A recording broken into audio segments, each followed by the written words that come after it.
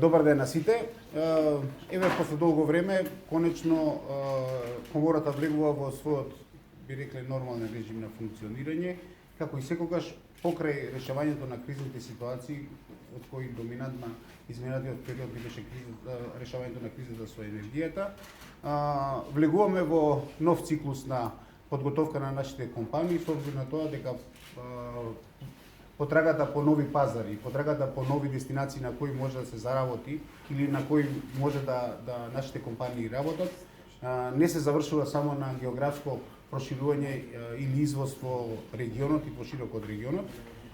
Имаме уникатна прилика со станувањето на членка на НАТО да имаме можност да настапиме на пазарот на членките на НАТО, кој сам по себе е импресивна категорија, која има скоро 1 милиарда жители, која има скоро 25 милиона километри квадратни територија, кој е составен од 30 земји и кој во својата суштина е сам по себе исклучително квалитетен пазар. Се работи за земји кои се во самиот врв на економската моќ и мислам дека за нас тоа може да биде исклучително интересна работа. Но до тоа не се доаѓа така лесно.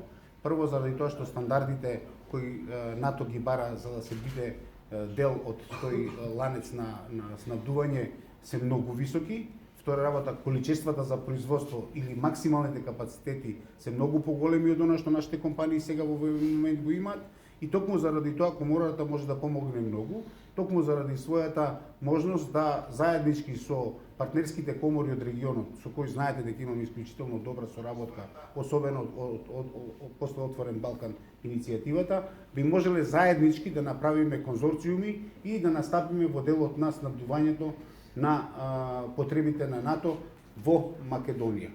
Она што е сега битно е дека во Македонија се формира подкомитет за НАТО и бизнис заедницата, која ќе ни овозможи да организирано и систематски придеме на овој проблем, кој не е воопшто мал, меѓутоа е извонредна прилика скоро за сите наши компании. Јас би рекол дека само би потенцирал уште два аспекта.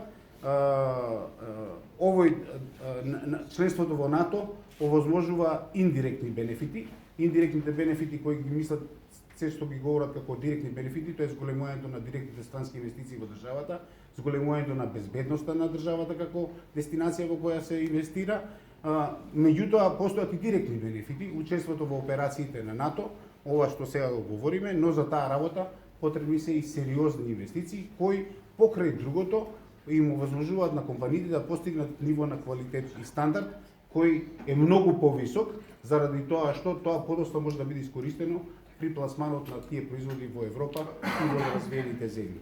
Денеска имаме изморедна прилика со нас е министерката за одбрана. Министерке, повелете. Како што кажа господин Пешев, на денешната средба заедничка ја пролонгираме работата на подкомитетот НАТО и бизнес заедницата, кој е во рамките на големиот проект што пред неколку месеци го промовиравме, а тоа е проект МКД 2030.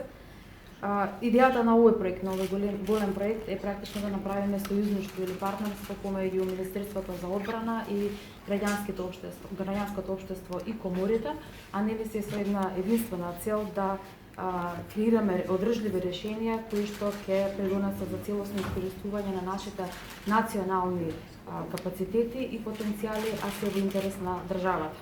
Овој подкомитет преку заедничка соработка треба да овозможи конкретни мерки, конкретни активности преку кои ќе се олесни и значително ќе се подобри пристапот на нашите компании на НАТО пазарот, а не ли се со цел да придонесе за подобрување на македонската економија, меѓутоа и отварање на нови работни места, заради тоа што НАТО алијансата е безбедност, меѓутоа дава и економска шанса за сите.